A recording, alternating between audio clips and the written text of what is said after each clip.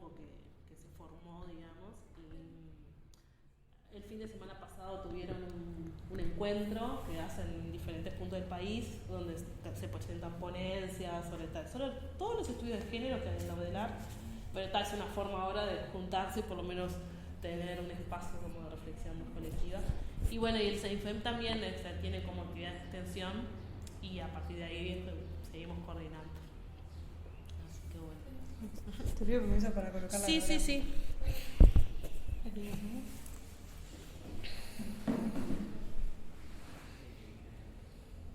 Sí, capaz arrancar preguntándote como por tu trayectoria, lo que nos quieras contar de tu trayectoria personal, en lo que tiene que ver con la militancia, con el movimiento feminista afro.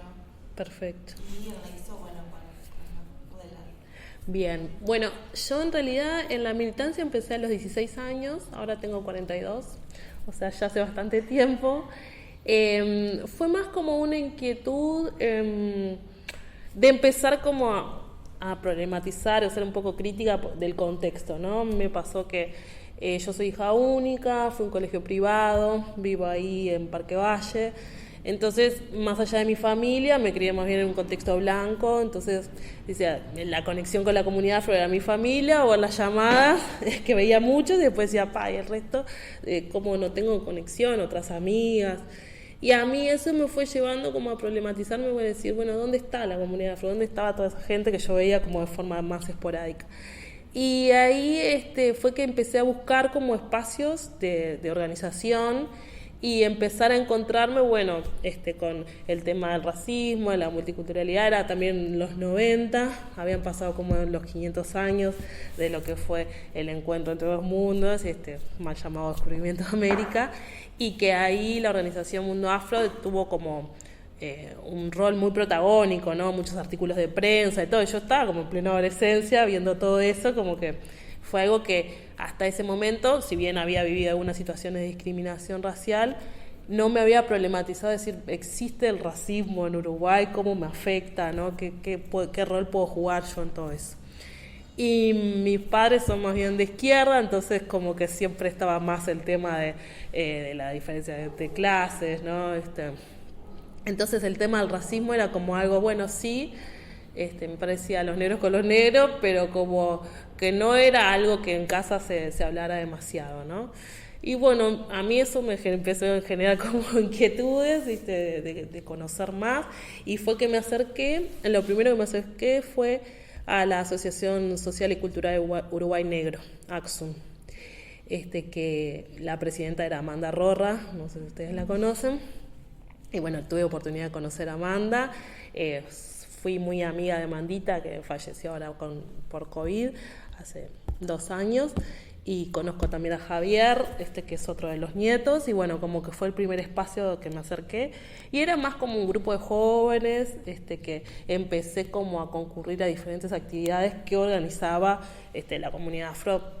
Y entonces todo eso que veía en el diario, ¿no? De Mundo Afro, que hacían como, estaban como denunciando la forma en que afectaba el racismo a la comunidad afro en el país, empecé como a ser parte, de a poco.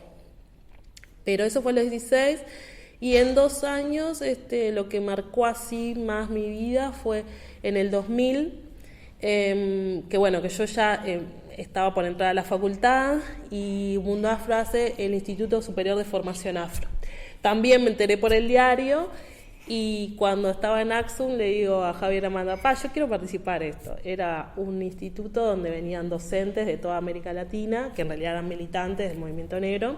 Iban a estar una semana ahí como que intercambiando sobre las comunidades afro, cómo impactaba el racismo. Bueno, era una cosa impresionante. Entonces hablo con Amandita y Javier, y le digo, ¿y ustedes van a ir? Dice, sí, lo que pasa es que a la organización llegaron 2 invitaciones y vamos a ir Javier y yo. Dije, pero yo también voy a ir. Así que ahí fui a hablar con una de las dirigentes de Mundo Afro, y les dije que yo también quería participar, que si había posibilidad de algún cupo. Y ahí, me gestioné la participación, y ahí empecé. Y eso para mí fue como, eso fue lo que más es un antes y después en mi vida, como que me hizo ver las cosas totalmente diferentes, bueno, reconocer todos los procesos de resistencia, entender el tema de los derechos. El 2000 es un año como un parteaguas también en el movimiento afro, porque es toda la preparación de lo que es la tercera conferencia mundial contra el racismo, que se celebró en Durban, pero tuvo su proceso regional en Santiago de Chile. Y de ahí surge el término afrodescendientes, ¿no? Romero Rodríguez, que es actual dirigente también del mundo afro, dice, bueno, entramos negros y salimos afrodescendientes. Y afrodescendientes como esa construcción colectiva y política de un término que es autodefinido, pero también que nos conecta con todo un pasado histórico, pero también con todo el proceso de opresión que vivimos por ser descendientes de personas africanas esclavizadas, ¿no? Entonces, bueno, eso fue como un momento muy fermental. Mundo Afro tuvo un papel fundamental en ese proceso. Y bueno, y ahí nosotros como grupo de jóvenes empezamos a participar, empezamos a formarnos. Fui a Chile yo. Y bueno, y ahí fueron como los primeros pasos, pero en instancias súper importantes.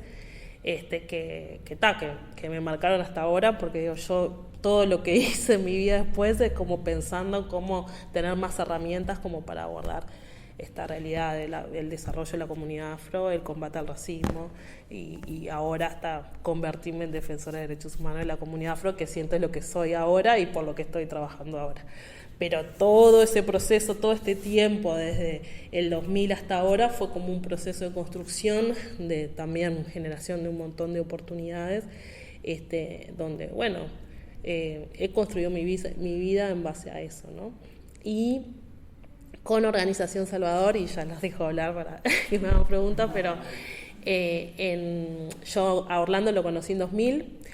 Ahí después del ISFA, nosotros, estábamos entrando a la universidad, facultad de Ciencias Sociales, Psicología, Amandita también Sociales, hacía Trabajo Social, después estaba Carolina que hacía Comunicación, Javier que hacía Relaciones Internacionales, o sea, éramos como que en el ISFA nos encontramos un montón de jóvenes que estábamos así en los primeros años de la universidad y empezamos a preguntarnos por qué a nivel de los estudios terciarios este tema no se nombraba, todo lo que habíamos visto en el ISFA, o sea que había estudios específicos, cátedras específicas en otros países, por qué en Uruguay no sucedía eso, y era una forma de empezar a evidenciar también la presencia del racismo en la universidad. Y ahí, después del ISFA, nos formamos en el grupo Quilombo Timbó, que fue un grupo de estudiantes universitarios que lo que quería era como incidir en la política universitaria. No sé si tanto en el tema de contenido, sino más en pensar acciones afirmativas en aquel momento, pero o sea que ahora que es muy también como que es muy actual, estamos pensando por adelante, pero queríamos promover la mayor participación de estudiantes afrodescendientes en la universidad. Veíamos que en realidad también éramos como esas excepciones que habíamos llegado a nivel terciario, pero que después todos los temas que queríamos desarrollar eran cuestionados, nos preguntaban en qué actores nos basábamos, entonces teníamos toda una parte de incidencia en la política universitaria, pero después una parte más de formación entre nosotros, y donde estudiábamos a Fanon, Angela Davis, Du Bois, no sé, bueno, toda como autores afrodescendientes de la diáspora, como para también tener herramientas para ir como incidiendo, ¿no? en la sociedad, y bueno, nosotros nos parecía que lo podíamos hacer desde ese lugar. Y bueno, les dejo después si quieren preguntar algo más, pero a partir de ahí es como que también empezamos a ver las limitantes que había dentro de la universidad para trabajar con estos temas, ¿no? Sobre todo porque no estaba tan desarrollada la extensión, porque había resistencias. Digo, el grupo se formó en Facultad de Psicología, pero fuimos un montón de facultades antes para que nos dieran un espacio. No encontrábamos ningún docente que nos quisiera tutorear, que nos diera pelota con el tema. Y ahí era decano Víctor Giorgi en Facultad de Psicología y nos asignó a Susana Rudolph, donde, bueno, ella era como que nos ayudaba en toda la metodología de la investigación y cosas más, herramientas más como desde la academia, y nosotros más desde esta impronta más de lo social. Y ahí, bueno, presentamos algunos proyectos de investigación que salían muy buenos, pero sin financiación. Entonces, como que todo lo que queríamos hacer dentro de la universidad me iba encontrando como diferentes obstáculos. Y bueno, y después como que ahí después de varios años intentando diferentes acciones, también nos empezamos como a dar cuenta que dentro de la universidad no sé si íbamos a lograr las transformaciones que queríamos, ¿no? Entonces, por mi parte empecé a militar más en lo social. Ahí fui parte de la conformación de Misangas, que es un grupo de mujeres afro jóvenes. Ahí, bueno, empezamos a participar más y tener incidencia con el feminismo, empezar a posicionarnos del feminismo negro, bueno, tener discusiones con todas las popes del feminismo de ese momento, Lilia Celiberti, Abracicas, Lucy Garrido, bueno, todas. Pero también empezando a aprender de, no sé, Beatriz Ramírez, que estaban ahí, tenían el área de género y habían impulsado la cooperativa de viviendas para mujeres negras, el diagnóstico de la mujer, de la mujer afro-uruguaya, que también salió en los 90 y que también nos daba un montón de insumos y herramientas para evidenciar el racismo, porque hasta ese momento era todo discursivo, era una disputa de narrativas, porque no teníamos datos estadísticos para evidenciar eso que nosotros veíamos, ¿no? Que bueno, ibas a determinados ámbitos y eras la única afro, o encontrabas justamente afros en determinado lugar, pero después te daban cuenta porque estaban viviendo en la periferia, entonces no tenías contacto. Y empezás a problematizarte y a mirar las cosas desde otro lugar que en realidad es como una construcción también de ciudadanía, en el sentido que son cosas que la obtuvimos a partir de participar en el movimiento afro. No había otro lugar donde te pudiera dar como ese conocimiento crítico para interpelar la realidad y a nosotros mismos construirnos como personas afrodescendientes y también proponernos cambiar la situación que veíamos a nuestro alrededor. Entonces, bueno, eso es un poco como mis inicios, muy amplio, lo voy a empezar hablando, porque yo hablo mucho, pero bueno, ustedes me preguntan. Me encanta. ¿Cómo transcurrió tu camino hasta llegar a El Salvador y hace cuánto estás ahí? Salvador surge desde 2008, no es El Salvador, es Organización Social Salvador, es por Salvador Beterbide, que fue el primer abogado negro y fue como que lideró todo el proceso del Partido Autóctono Negro, que estuvo en la década del 30, es un partido que llegó a tener su lista, se presentó a las elecciones, tenía como la vocación de tener por lo menos una representación de la comunidad negra en el Parlamento. Y bueno, en el camino, primero que no tuvo muchos votos, pero en el camino también se fue desarmando, justamente porque en ese momento empezaron como a tener más protagonismo lo que eran los clubes negros, ¿no? Por ejemplo Axum, y este proceso que era más crítico, interpelaba, ¿no? Porque, o sea, la experiencia del Partido Autóctono Negro en las Américas, hubieron 3 experiencias. Uno fue en el Frente Negro Brasileño, más o menos en la década del 30 también, en 1918 en Cuba, el Partido Independiente de Color, y después el Partido Autóctono Negro también en el 36 en Uruguay. Voy a decir, cómo se daban esas experiencias solamente en toda la región. Nosotros como uruguayos tenemos un montón de antecedentes donde pararnos, ¿no? Como comunidad negra, esto dice, son pocos, pero tenemos una historia como para contar y protagónica también en la región, porque el Partido Autóctono Negro también viene de una línea que es de la intelectualidad y de la producción de prensa negra. Intelectualidad no porque fueran académicos, sino por la producción de conocimiento que generaban, por la escritura, que tiene que ver también con la sociedad uruguaya, que en realidad en lo que es la región se distinguía por el acceso, ¿no?, a la educación.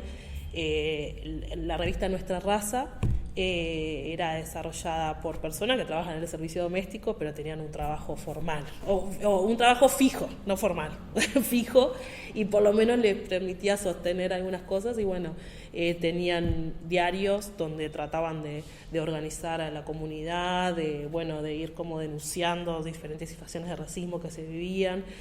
Entonces, ese aparato, que es singular en las Américas, realmente hizo después que se decantara en la organización política, ¿no? En la necesidad de que para ser escuchados no solo se necesitaba la prensa, que circulaba más ante la población afro, sino un espacio dentro del Parlamento como para tener un posicionamiento, ¿no? Y bueno, Es por eso que nosotros elegimos ese nombre a la organización. Entonces, salto ahora para el presente. En 2008, perdón, decidimos fundar la organización junto con Orlando, y esto desde los primeros momentos, o sea, de 2008,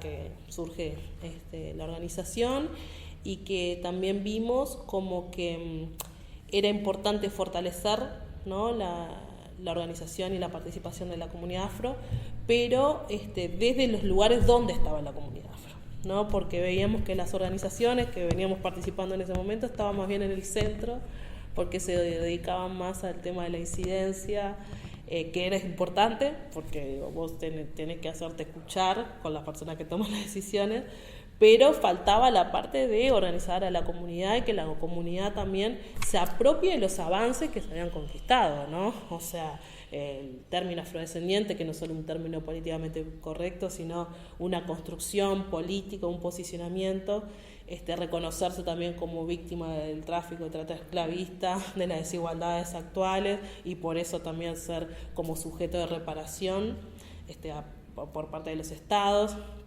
Entonces todo eso creíamos que se avanzó el movimiento de la negociación política, pero la comunidad todavía estaba sin esas herramientas, ¿no? Entonces, Salvador surge un poco con la idea de ir como masificando y generando organización política en base a estas herramientas, a este acumulado, ¿no? Entonces, lo primero que hizo la organización, fue un homenaje en el Parlamento a Salvador Iturbide, pero después, 2010, 2011, hicimos todo un debate nacional de la comunidad afro-uruguaya, y lo hicimos en 5 departamentos del país: Artigas, Rocha, Rivera, Cerro Largo, Canelones, Montevideo.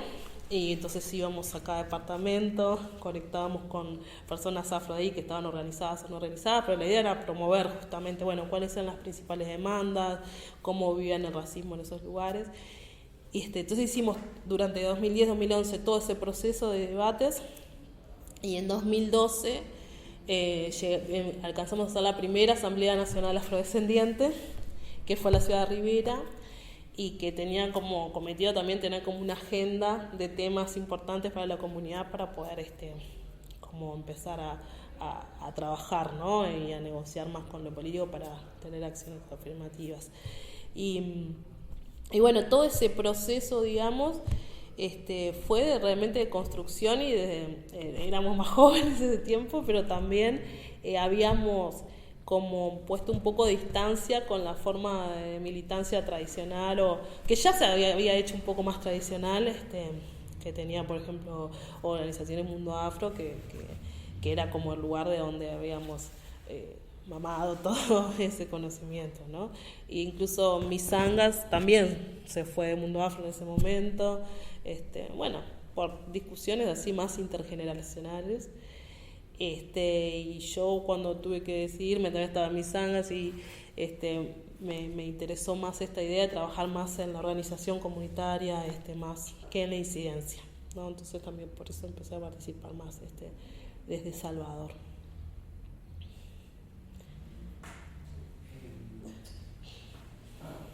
¿Nos podrías como contar qué hace ahora ¿cómo dijiste? Organización Social Salvador. Como lo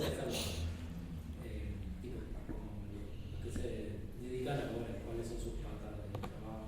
Bien, una pata importante es la producción de datos estadísticos, para justamente evidenciar el impacto del racismo, ¿no?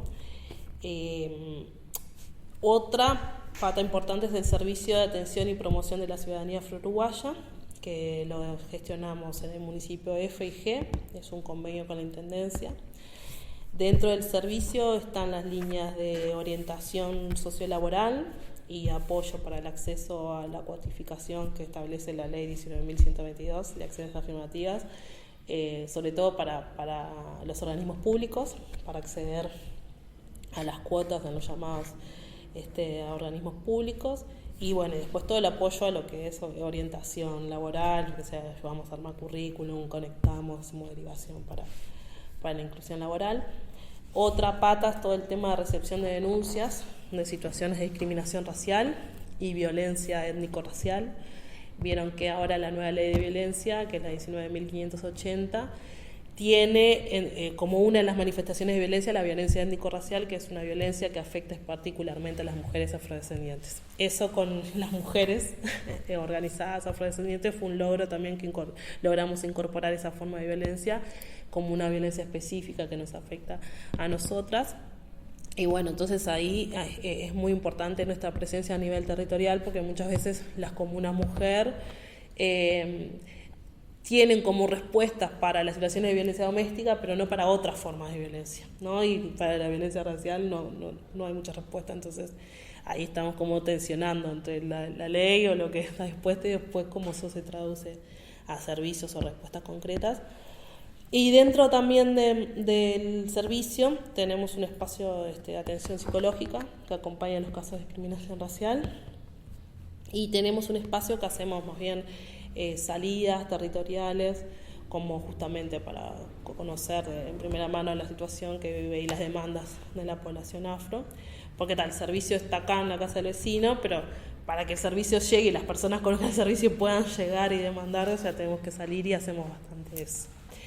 Y los servicios también lo que hacen es articular con las líneas que tiene el municipio. Entonces tratamos de transversalizar el tema étnico-racial en cada una de las líneas que hace el municipio. Ahí hacemos como articulación. O sea, el servicio parte de la construcción y la articulación territorial, no parte de la demanda de la comunidad afro, pero también de la articulación con otros servicios, organizaciones y dispositivos territoriales, como para dar respuesta, ¿no? Porque nosotros lo que hacemos es juntar un poco la demanda con los diferentes servicios de respuesta que hay a nivel de lo público, ¿no? Y ahí, bueno, siempre se dan estas tensiones de que no existen tantas respuestas o adecuadas a la población afro, y ahí es donde más o menos se dedica al trabajo del servicio.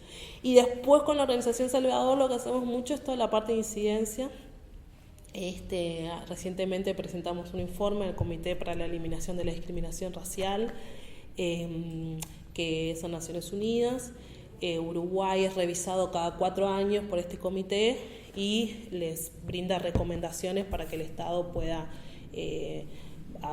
apoyar el desarrollo de los grupos étnicos, entre los que se encuentran los afrodescendientes, porque también trabaja con migrantes y con indígenas, y también diferentes líneas de acción para combatir la discriminación racial y el racismo, ¿no? Entonces, en el comité lo que hace es el Estado brinda un informe desde su perspectiva, contestando cómo está cumpliendo con la Convención para la Eliminación de la Discriminación Racial, y la sociedad civil tiene oportunidad de brindar otro informe como para dialogar y contrarrestar un poco entre lo que dice el Estado y después cómo vemos nosotros que se da en la realidad.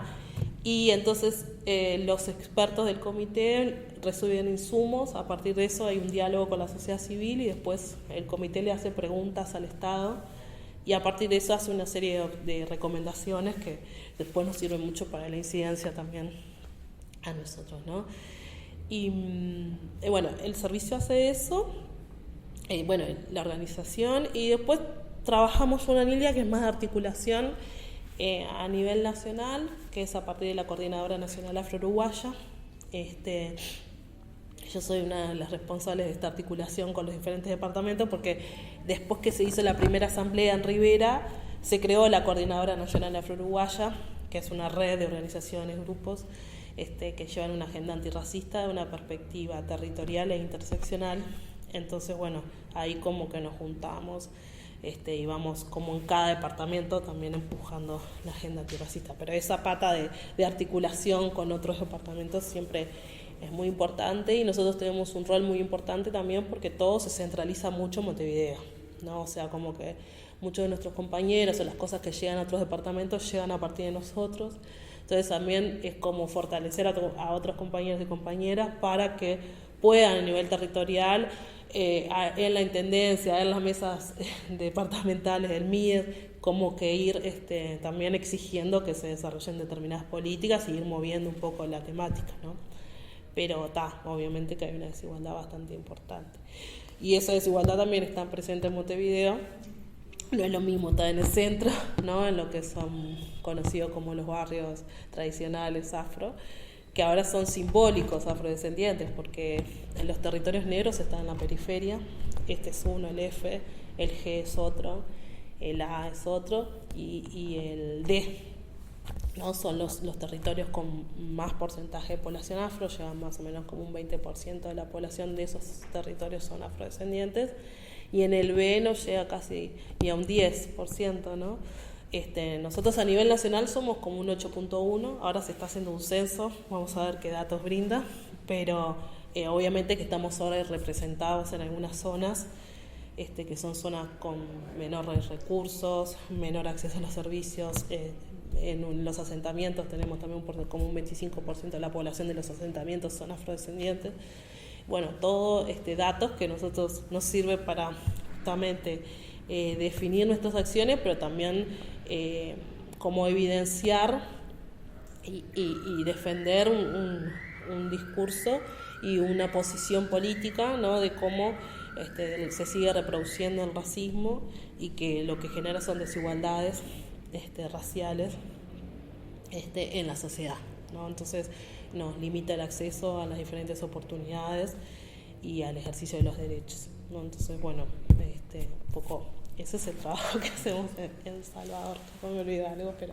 Bueno, dentro de todo ese abanico tan amplio, otra de las cosas que te queríamos preguntar es sobre la participación, cómo se organizan para tomar las decisiones y si hay un predominio, por ejemplo, de hombres, de mujeres.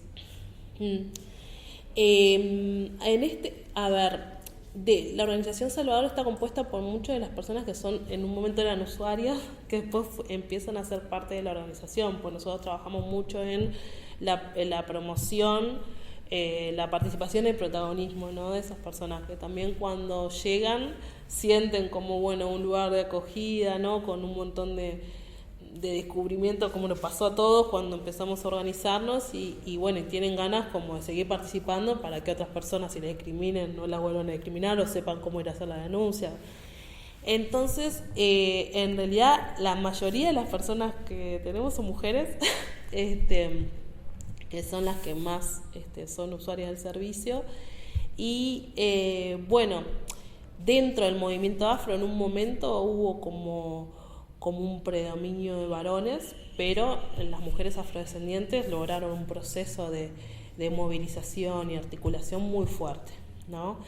En el 2005, con el gobierno de izquierda, se crearon los mecanismos de equidad racial, ¿tá? Se negoció que hubiera personas en diferentes espacios de gobierno que pudieran colocar la temática racial, ¿no? Y uno de los mecanismos fue el Departamento de las Mujeres Afrodescendientes, que lo llevó adelante Beatriz Ramírez, que celebra el premio Amanda Rorra, reconoce el activismo y la tarea comunitaria de las mujeres afrodescendientes, su protagonismo, se hace todos los años. El departamento estaba en el Instituto Nacional de las Mujeres. En este periodo se desarticuló, pero digamos que desde ese lugar se fortaleció muchísimo la participación de las mujeres afro, porque se creó, en los diferentes departamentos a nivel nacional, mujeres organizadas, y ahí fue un mecanismo de fortalecimiento mucho de la identidad como mujeres afrodescendientes. Entonces hay todo un movimiento de mujeres afro, que va posicionando los temas y que es muy fuerte. Y dentro de la organización, te diría que la mitad o más de la mitad somos mujeres y las desigualdades de género están presentes porque son estructurales, están presentes en todos los espacios, pero nosotros trabajamos mucho el tema de la interseccionalidad y trabajamos también el tema de las masculinidades afro. O sea, también pensamos que de alguna forma el género está subordinado a la raza, ¿no? Pensamos que la sociedad está estructurada varones blancos, mujeres blancas, varones negros y mujeres negras, ¿no? Entonces como que el corte ahí es la racialidad que ya determina determinados lugares sociales y dentro de esa racialidad se dan las desigualdades de género. Entonces lo que hemos visto incluso ahora con la evidencia de los datos es el lugar de los varones afro, que también están sobrerepresentados en las cárceles, que tienen situaciones de informalidad muy importantes y que también son víctimas de alguna forma de la desigualdad racial y la desigualdad de género, ¿no? Por no cumplir con ese mandato de proveedor. Entonces llegan a estar en un momento como en un lugar invisible de la sociedad, porque se piensa que son varones, ¿no? Con un lugar de hegemónico, cuando en realidad todo lo contrario, ¿no? Es un lugar bastante marginal y que la sociedad también los coloca como expuestos a la violencia o con caminos que están como muy trazados hacia conseguir, ¿no?, el dinero de las formas que se puedan, ¿no? Entonces todo el tema de entrar en redes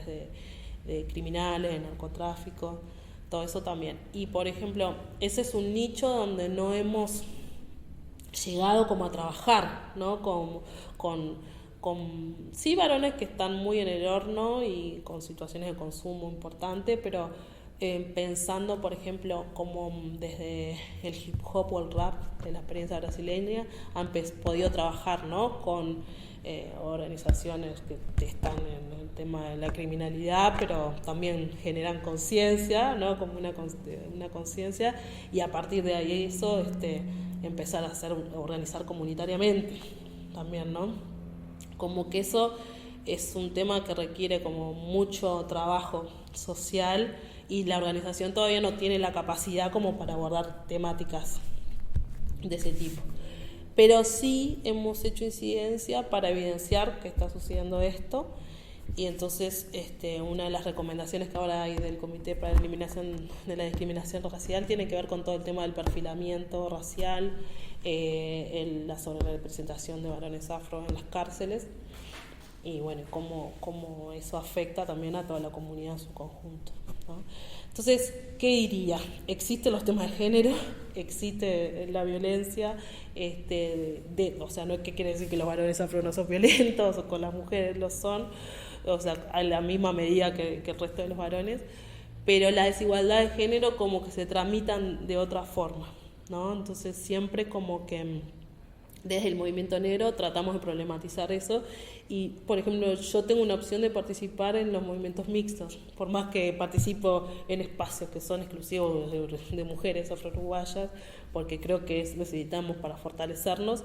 Creo que la lucha es comunitaria y es colectiva, y es incluyendo la perspectiva de género y problematizando estos vínculos de género con varones también, ¿no? Entonces, ¿quién toma las decisiones? Ahora el coordinador, la presidenta de la organización Salvador es Fabiana, que es una mujer, pero el coordinador del servicio, por ejemplo, es Orlando. Pero sí, son temas que los problematizamos, ¿no? Pero nos organizamos así por ahora. No somos muy de una estructura formal, así como los días empezaron las personerías y eso, no. Funcionamos más bien en equipo, asamblea. Nos trae más problemas eso, pero nos negamos un poco a las formalidades y casillamientos burocráticos. Eso nos trae muchos problemas. El informe, ¿viste? Ahora estamos con esto de la intendencia, nos pasan rezongando por la falta de informe, por la falta de... nos cuesta esos marcos, pero bueno, está. Sí. Desde que empezó el colectivo hasta ahora, ¿hay algún como hito importante como que haya, no digo estructurado lo que hacen, pero como que haya marcado un antes y un después, o cómo ha sido como la evolución del colectivo? ¿Ha sido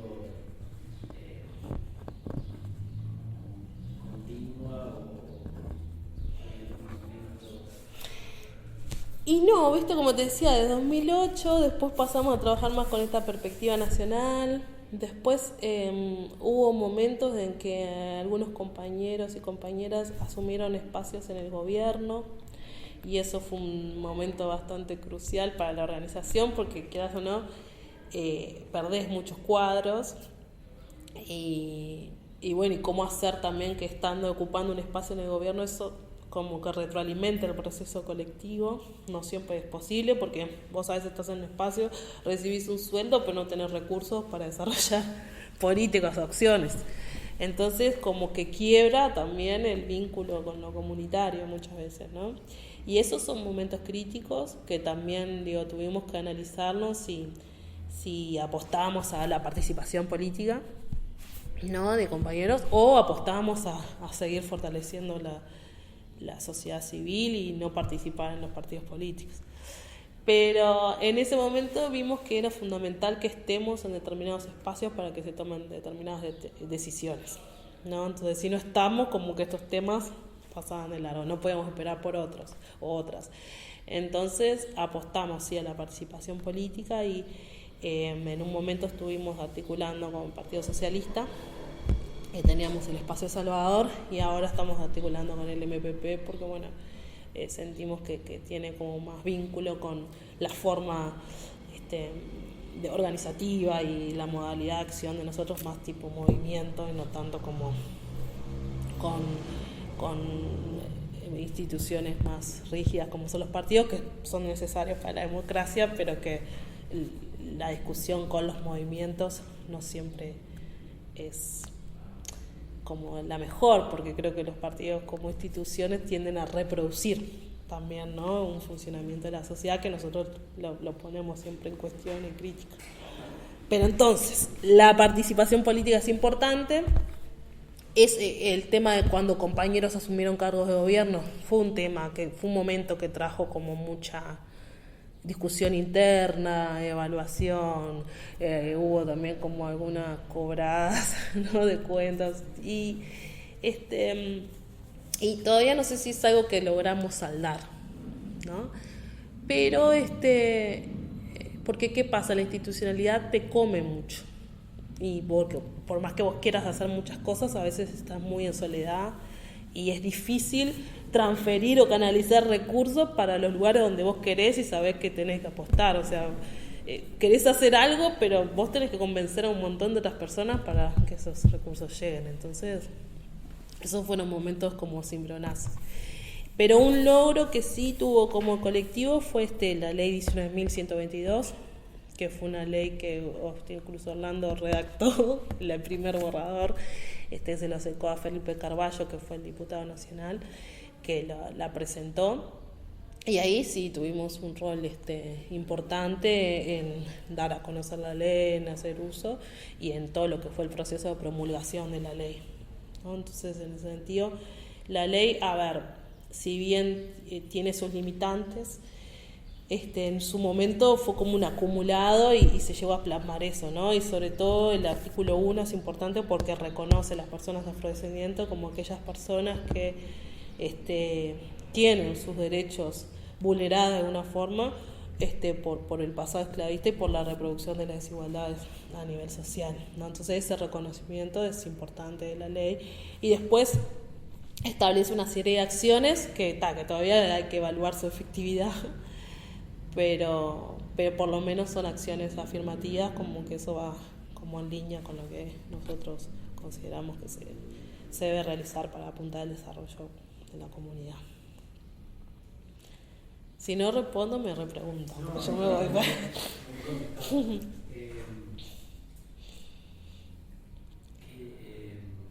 Quería saber si con otras instituciones, no necesariamente que hayan trabajado juntos, pero como si ven en otras instituciones educativas o de otro tipo, como iniciativas que valoren positivamente para los propósitos, como para los mismos propósitos que tiene la organización.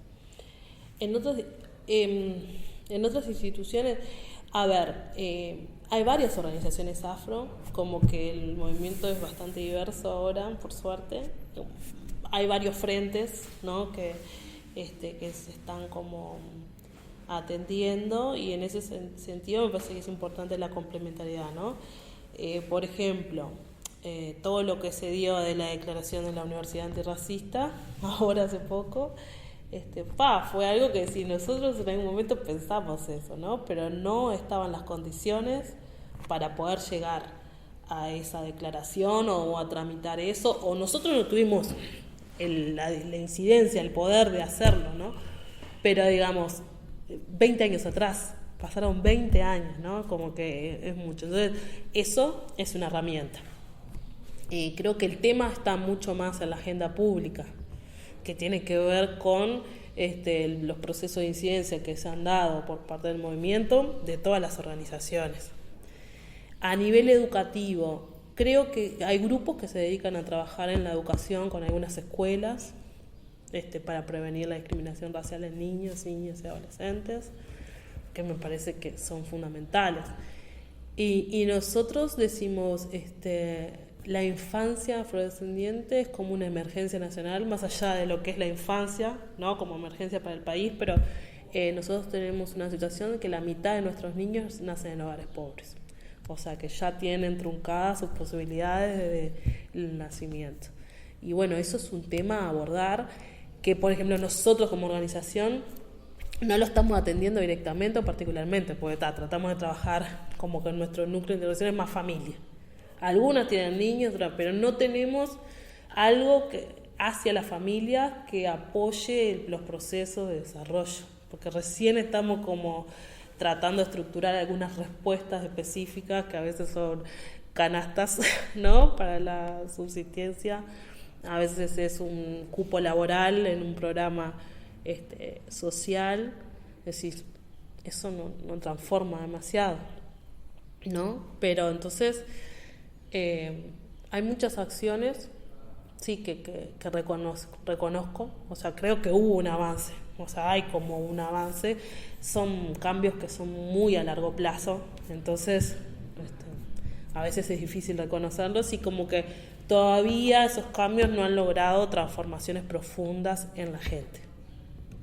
No es como decía, no solo que conozcan y se crean sujetos de derecho y que haya todo como una reflexión en cómo el racismo impacta en su vida, sino realmente de tener oportunidades reales que cambien su vida, ¿no? Decir, bueno, pasar de changas a tener un trabajo fijo que después me permita pensar en salir, no alquilar o salir del asentamiento, irme a alquilar o, no sé, empezar una cooperativa de vivienda y tener mi casa. Sí. O que mis hijos tengan educación terciaria. Digo, todavía tenemos familias que siguen siendo las primeras generaciones de terminar el bachillerato, ¿no? Terminar tercero de liceo, digo, porque esos son los pisos que tenemos, ¿no? Y algunos acceden a la universidad. O sea, la población afro que accede a la universidad sigue siendo un 4%, creo, de la población afro. Entonces ahí tenemos unos desafíos importantes.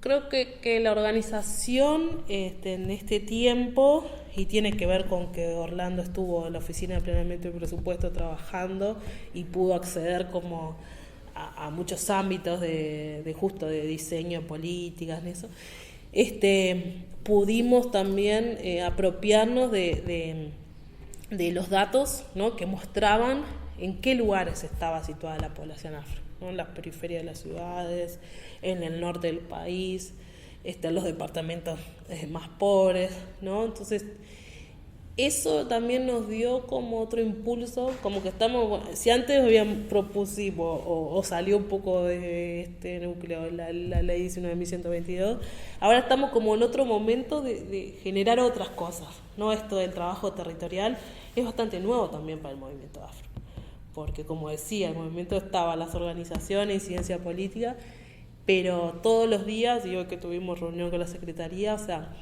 capaz que hay como respuestas institucionales, pero que esas respuestas están en lo declarativo, en lo narrativo, pero después, en lo concreto de la vida de la gente, las que tenés que construir artesanalmente, o tenés que pelear, ¿no? Para que se concretice esa respuesta.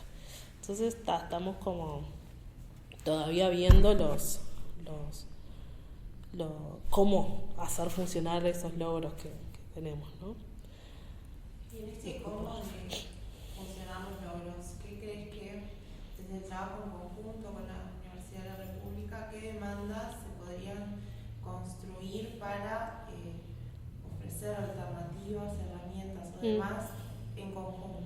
Bien, una de las cosas que nos pasa es esto que decía yo, el tema de los informes, de sistematizar el trabajo, como mostrar todo el trabajo que hacemos.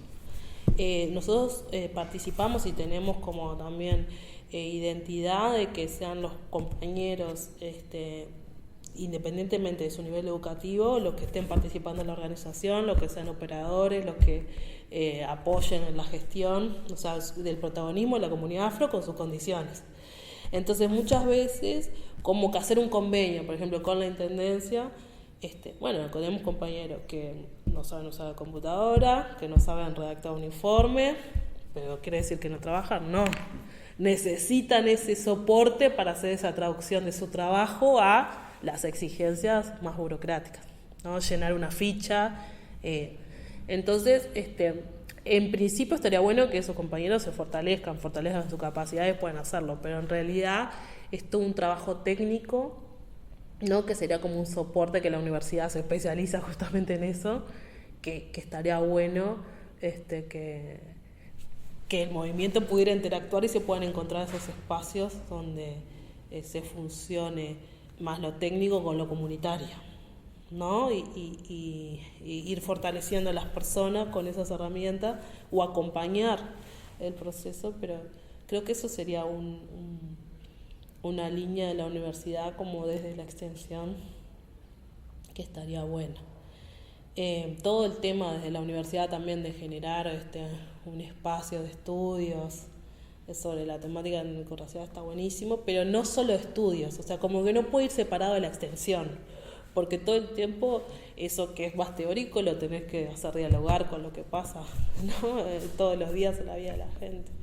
Entonces creo que por el lado de la extensión es el lugar donde más veo que el aporte de la universidad podría dar, está articulando con las organizaciones en los territorios.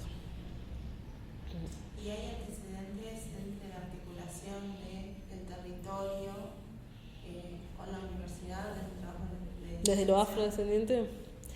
Y no. No, digamos que estamos haciendo camino. Mira, nosotros somos parte también de apoyar al grupo Volver a mi Barrio, que es un grupo que en la época de la dictadura fue desplazado desde Cometillo, Medio Mundo y de Ancina. Fueron desalojados, después desplazados a Martínez Reina, donde vivieron 3 años, con horario de entrada, horario de salida, sin poder juntarse, o sea, en una situación de confinamiento. Y después fueron desplazados a Cerro Norte, en su mayoría. Entonces nosotros lo que hicimos fue trabajar con todas esas familias que después de 40 años, ¿no?, se juntaron a reflexionar sobre lo que les había pasado.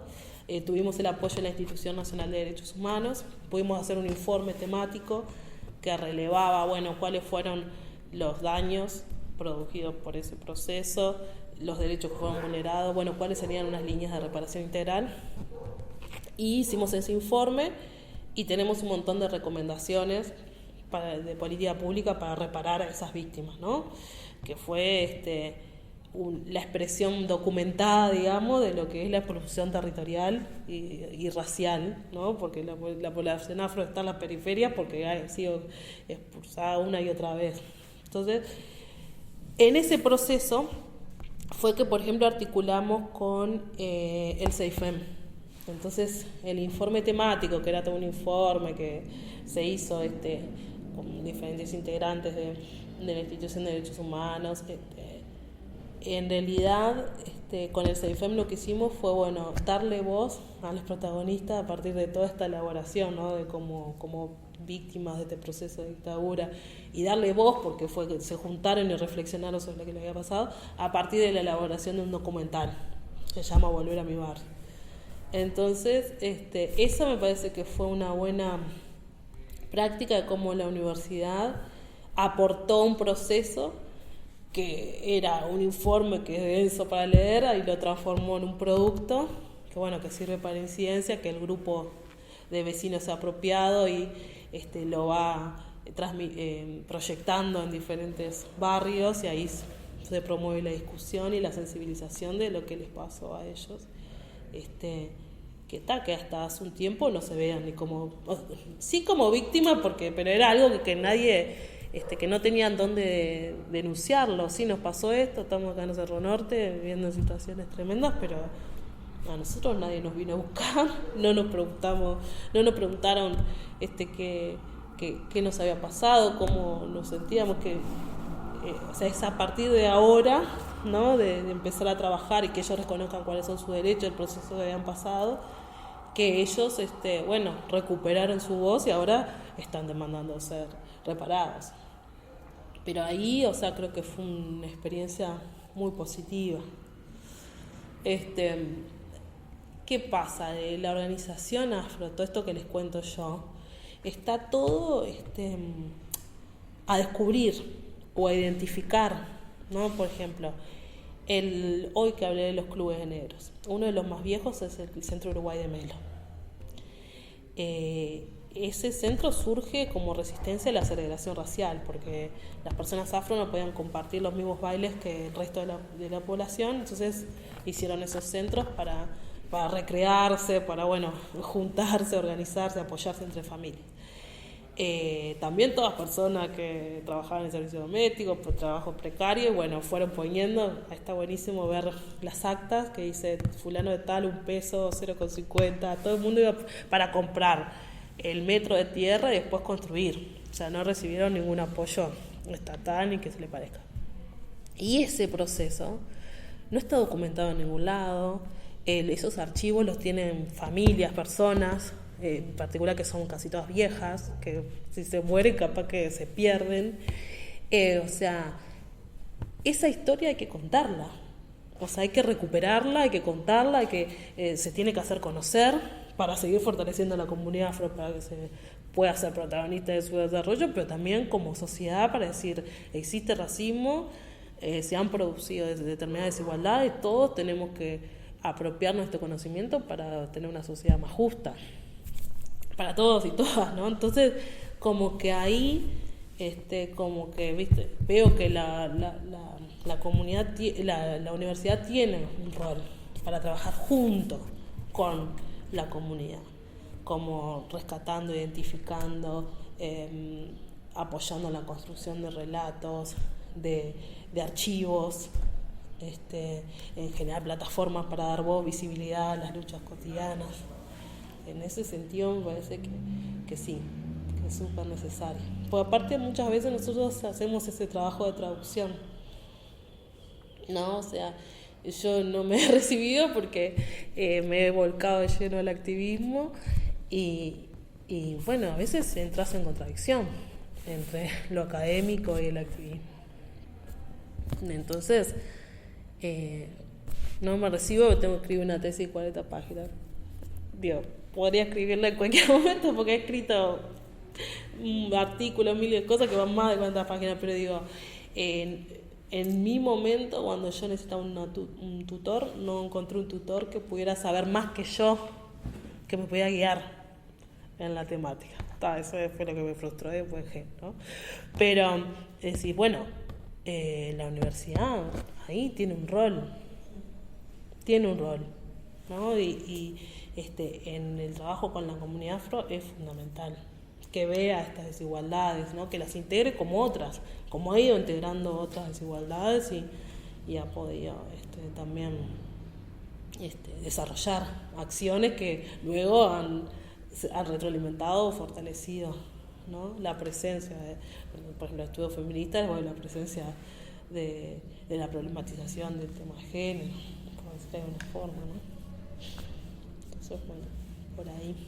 Para el colectivo, ¿cuál es la importancia que tiene la memoria y el territorio? Esto es lo que hablabas de la comunidad afro que ha sido sacada, echada de sus lugares de origen, de sus barrios, y la periferia está en constante movimiento, ¿no?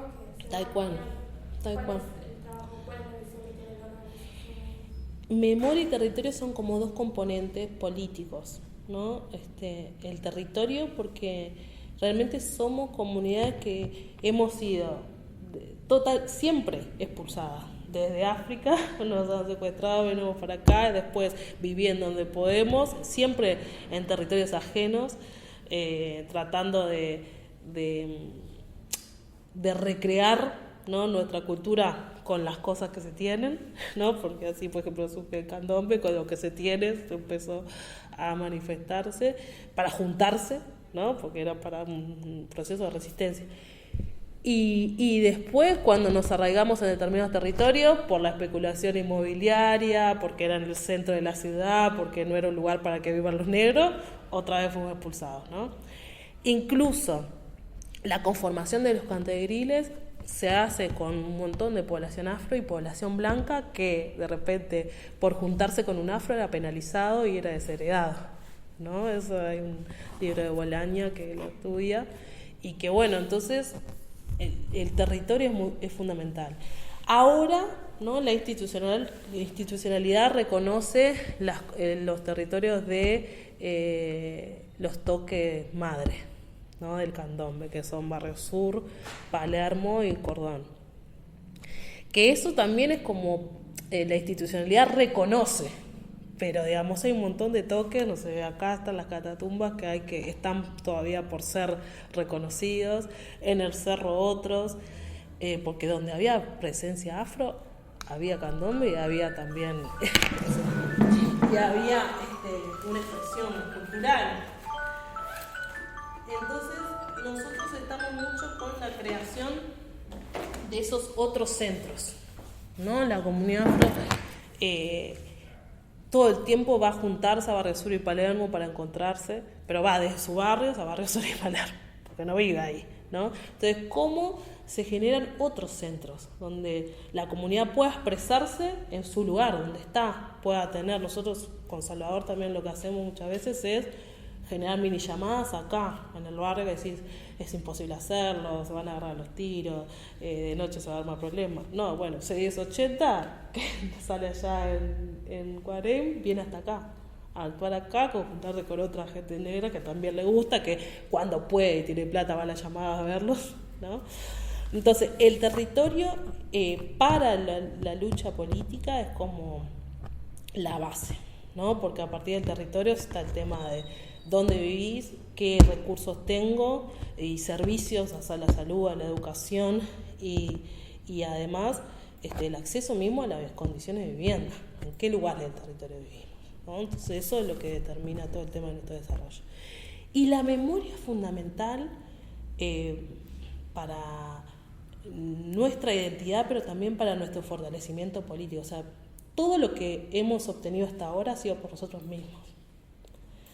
Porque si no hubieran existido todas estas organizaciones y todas nuestras familias que, Amanda era la que decía, yo limpio pisos porque mis nietos no van a limpiar más pisos y voy a trabajar las horas que sea porque se corta conmigo esto, ¿no?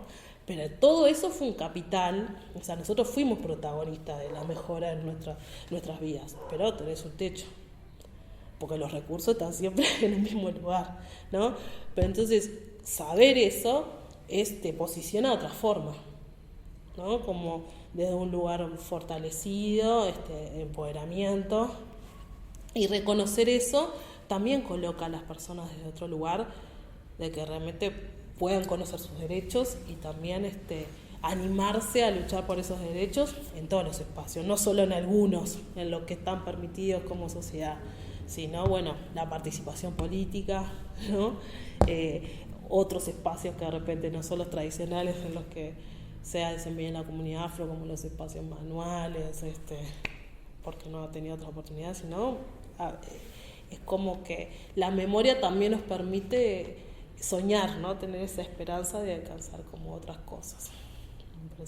Entonces, memoria y territorio son dos componentes fundamentales de nuestro proyecto político y de desarrollo.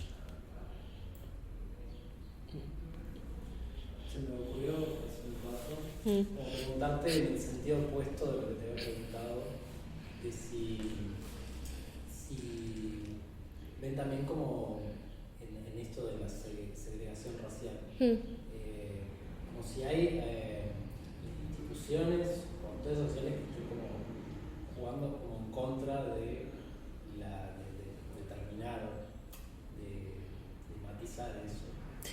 Y la indiferencia que tiene el tema es como jugar en contra, ¿no? La indiferencia, el que no se pongan recursos para las políticas de equidad racial, el que todavía se desconozca que existe el racismo en el país. O sea, eso todo el tiempo te enfrentás.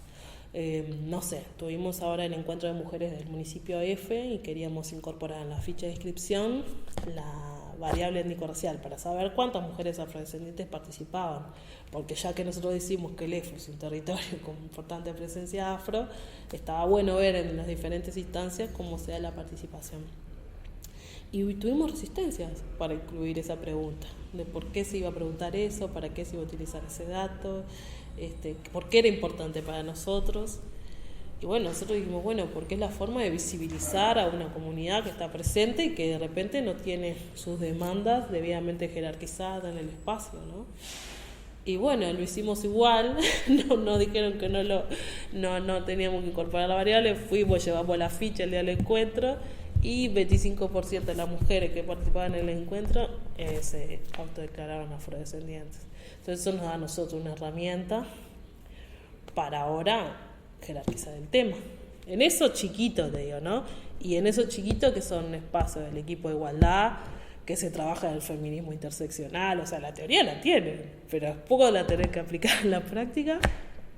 O sea, entonces, actores que van en contra, ahora como es muy políticamente correcto también, y ahora bueno, hasta el Frente Amplio es antirracista, la Universidad Antirracista, pero el tema del antirracismo no es no ser racista, ¿no? Como dice Angela Davis, hay que ser antirracista. Y para ser antirracista hay que tomar determinadas decisiones y tener acciones en todo lo que vos hagas que apunten a eso, a generar más oportunidades para la comunidad afro, ¿no? Entonces, pienso que lo que falta es ir más allá de la declaración.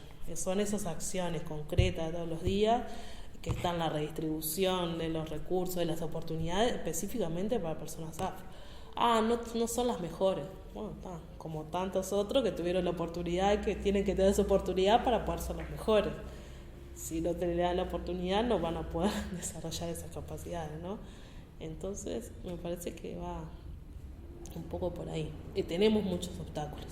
La negación del racismo, la naturalización, el no tomar en cuenta el impacto del racismo, cómo afecta la vida de las personas afro. Por ejemplo, no tenés dónde hacer denuncias de las situaciones de discriminación racial, las haces, pasan meses dentro de la burocracia sin respuesta.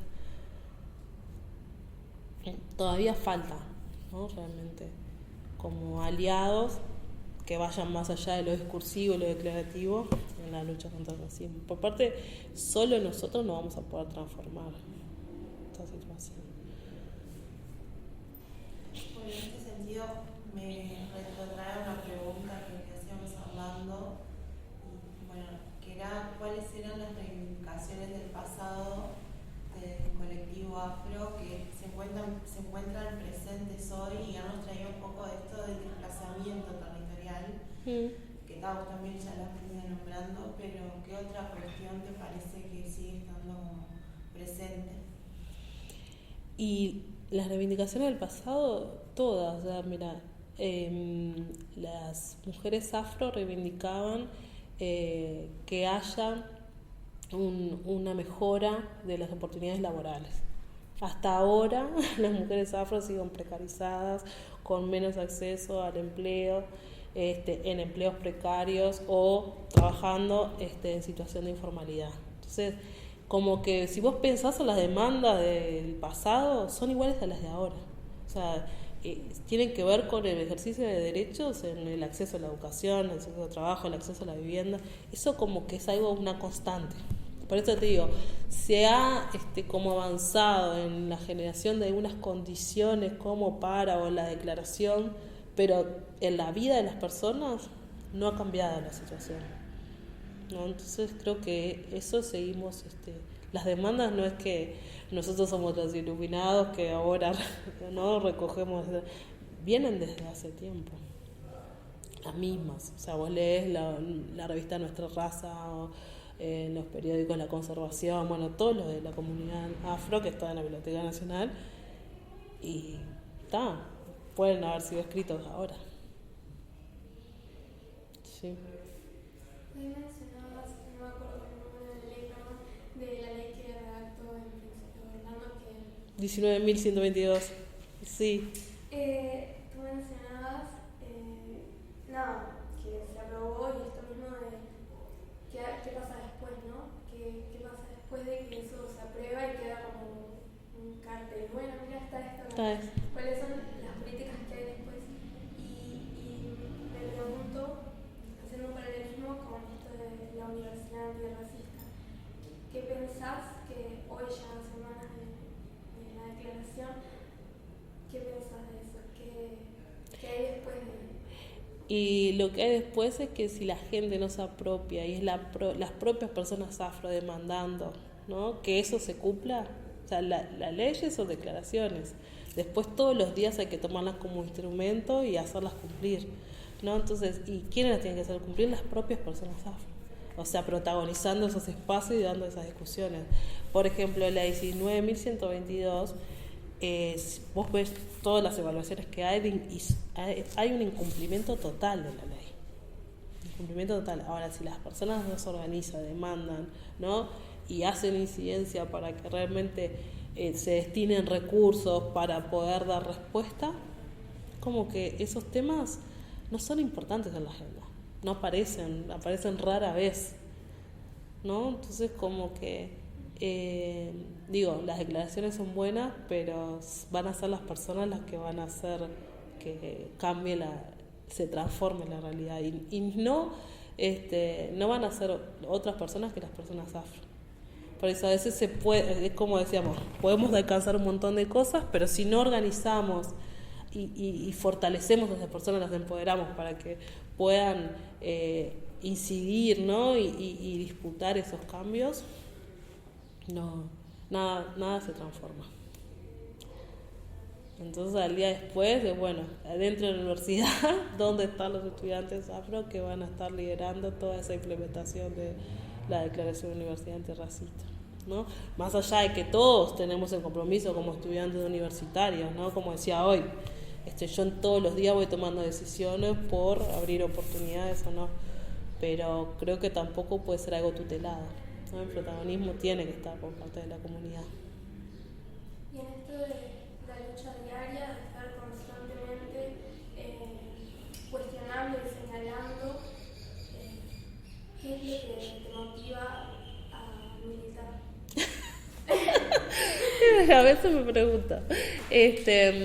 No, hemos visto las satisfacciones de que las personas se acerquen y te digan, realmente para mí fue significativo, fue un descubrimiento de esto para mi vida. Y además, militamos, yo empecé y nunca más pude salir. Y no es que no tuve frustraciones, ni que, no, todo lo contrario, pero realmente creo en esta lucha, ¿viste? Y ahora ya como es algo más como ancestral, o sea, es como que estoy acá porque tengo que estar acá, siguiendo con esa cadena que viene de hace tiempo. Cuando empecé a conocer todo lo que se había hecho, como diciendo, ¿cómo no voy a asumir esto, ¿no?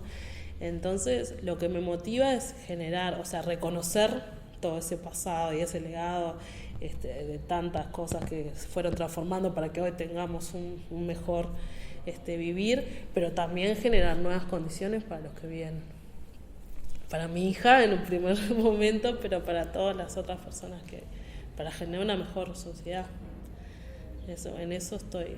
Aparte no soporto las injusticias. Yo principalmente soy una persona que, es más fuerte que yo. Entré y si quisiera salir no podría porque siempre me estoy preocupando por una cosa y otra. Sí.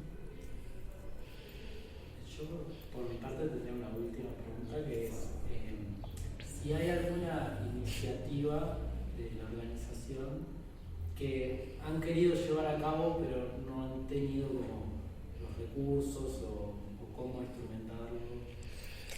Sí, es lo que le decía ahora. Yo estoy muy preocupada por comunicar lo que hacemos. Pienso que se conoce poco de lo que hacemos, ¿viste? No tenemos página web, el Instagram lo queremos tener, no hemos podido y pienso que ahí estamos fallando, ¿viste? Y más en este contexto, donde todo es como pasa por el lado de la comunicación.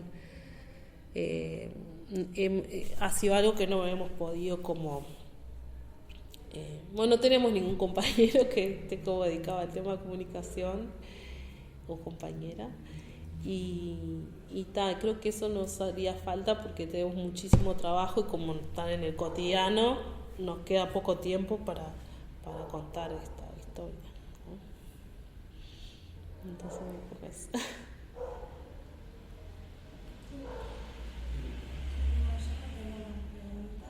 Además ha sido muy ameno porque Bueno, teníamos muchas preguntas gracias. armadas y tan ya con el diálogo nos Bueno, me sigue alegro. contestando. Bueno, me alegro. Sí. No, por favor, a ustedes por interesarse por este tema y bueno, bienvenidos. Esperamos seguir vinculándonos. Sí, el mes que viene vamos a presentar los resultados. Ah, buenísimo. Bueno, sí, vamos a estar entonces ahí en el PIM. No sé si en el PIM te lo diremos después. Bueno, Cuando lo El sepamos. curso lo tomamos donde era antes de facultad veterinaria. sí.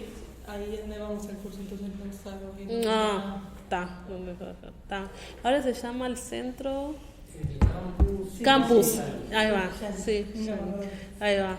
Sí. Sí, ahí se queda cerca.